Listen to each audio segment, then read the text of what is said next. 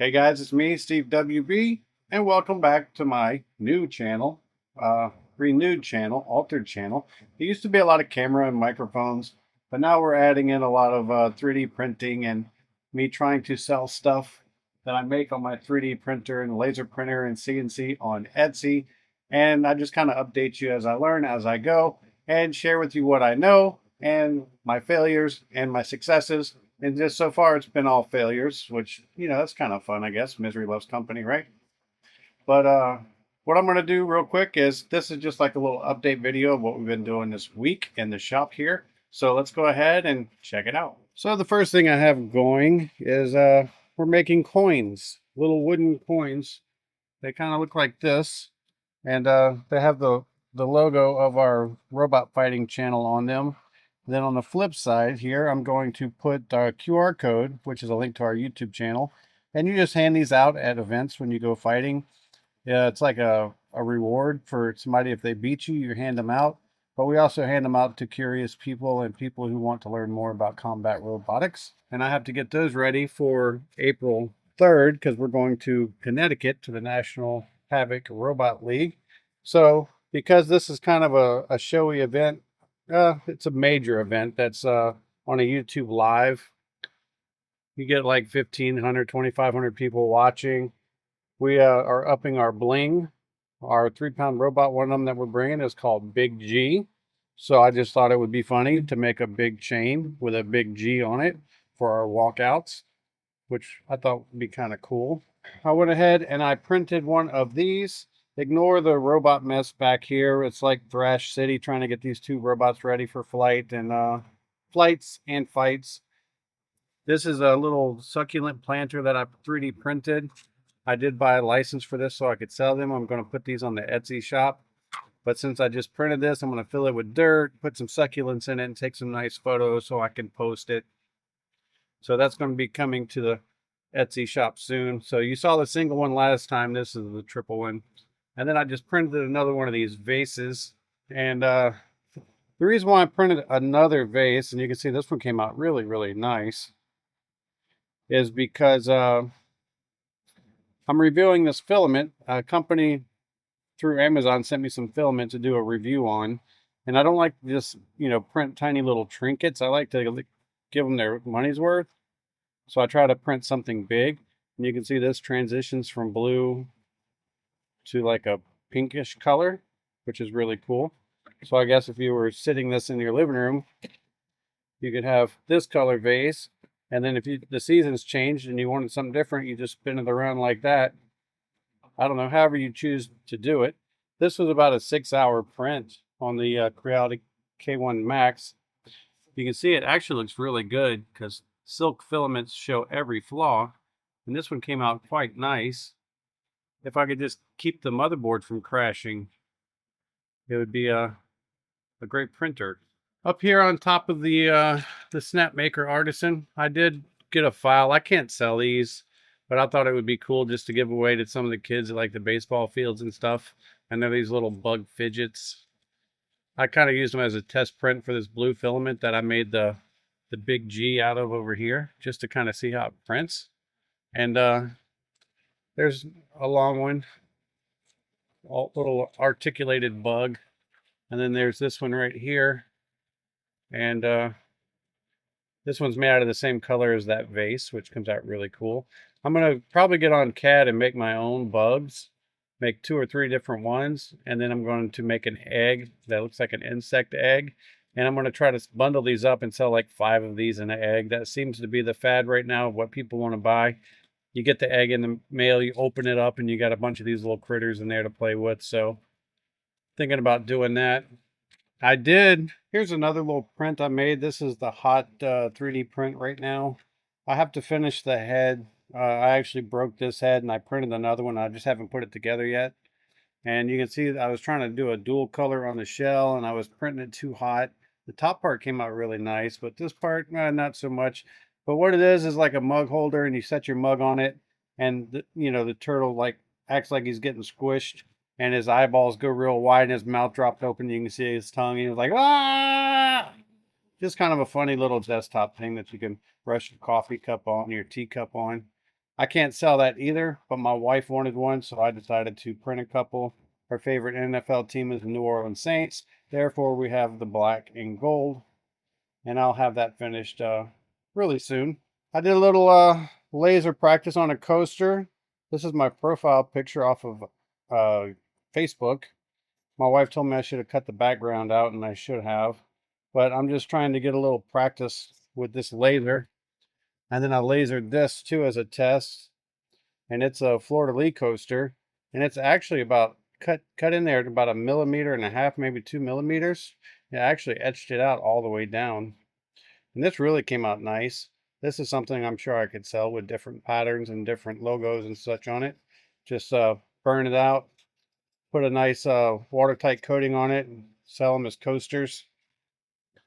I also practiced etching on some Lexan. It's hard to see.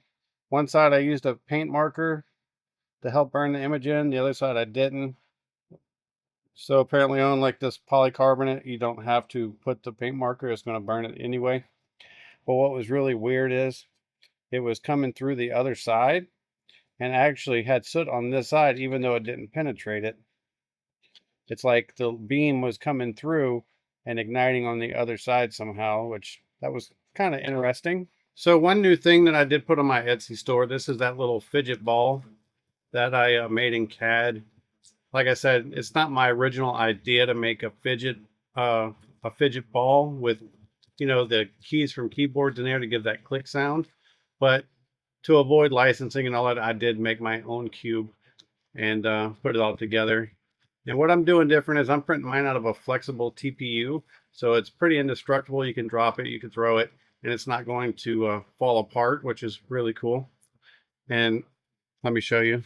I have all these ready to go. I have some different balls in here, all the different keycaps of different colors.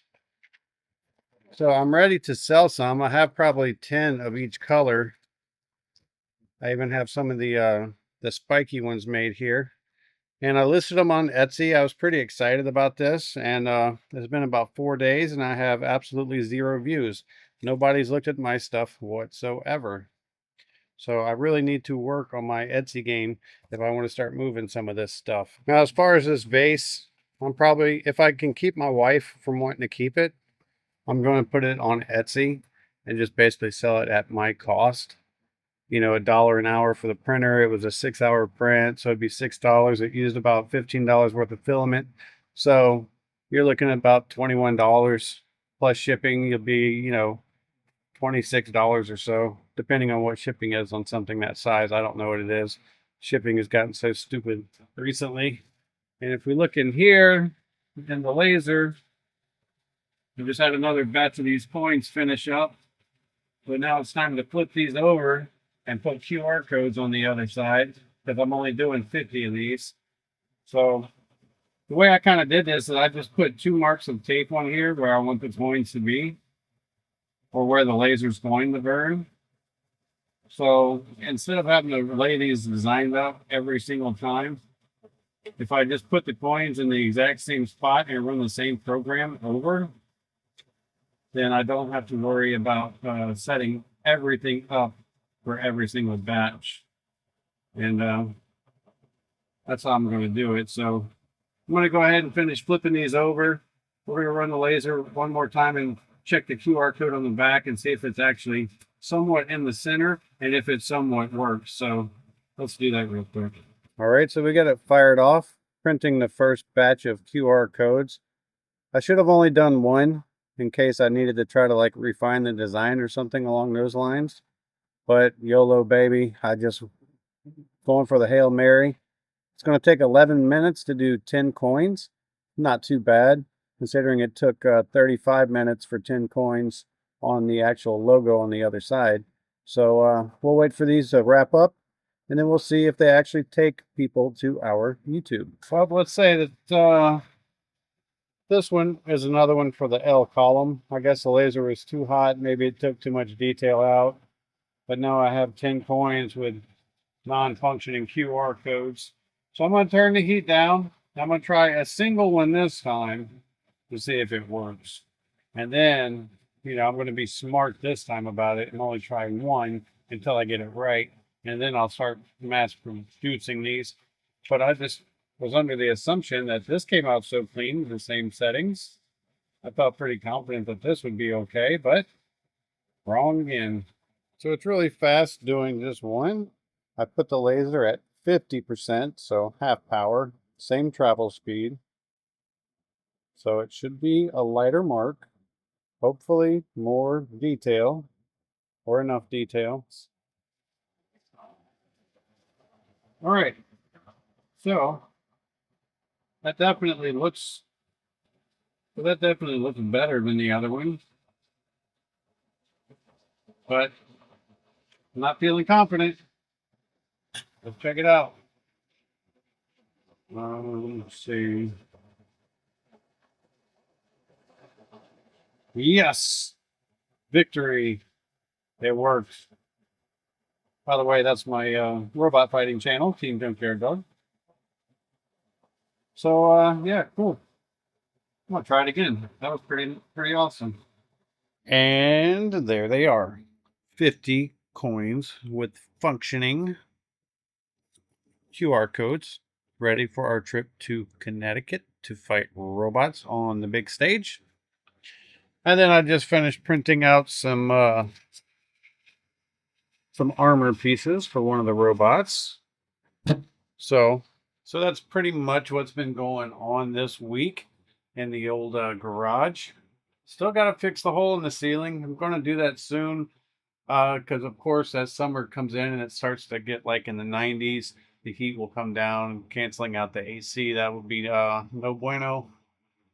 I just swapped the snap maker here back over to CNC to cut out even more robot parts. Etsy store is a mess. I'm working on a couple designs right now to make my own products because, I mean, I could technically just take files from here and there and try to sell them, but it just doesn't feel right. And I don't want to start off on the wrong foot. Somebody claiming I took their design or whatever. So I'm trying to come up with my own designs. So I'm going to make, I have an egg that AI actually helped me design. It looks like an insect egg. I'm going to hollow it out, put some little critters in there, sell it as a bundle. And then I'm also going to design and start making some Easter basket tags because with Easter coming, that might be a good item as well. My Etsy store, when I first put it up, got some views when I only had like one product. Now I have 3 products, which I know isn't a lot, but now it's getting absolutely 0 views. So if you know anything about Etsy, I would appreciate any feedback whatsoever. So with that being said, that's going to wrap up this little episode of what's going on. And I know this channel needs to find a direction. I do have some projects coming up that will be interesting for the channel. So you can look forward to that. It's not just, everyday mundane stuff. Trying to get the Etsy store going, working with this snap maker, having to fix my Creality K1 for the 10th time.